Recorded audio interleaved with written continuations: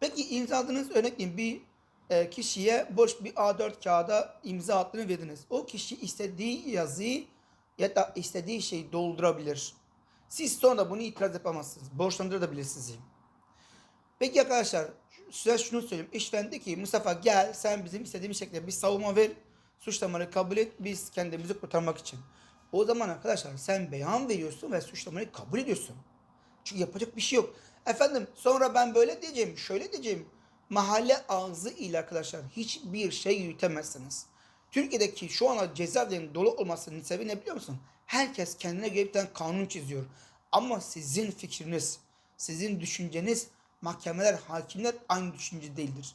Önemli olan sizin fikir ve düşünceniz değildir. Hakimlerin fikir düşüncesi. Hakimler neye bakıyor? Evrağa, söylenime, beyanınıza, imzaladığınız evrağın içeriği ne yazıyor? Ondan sonrası senin söylediğin çoğu ona hikaye geliyor.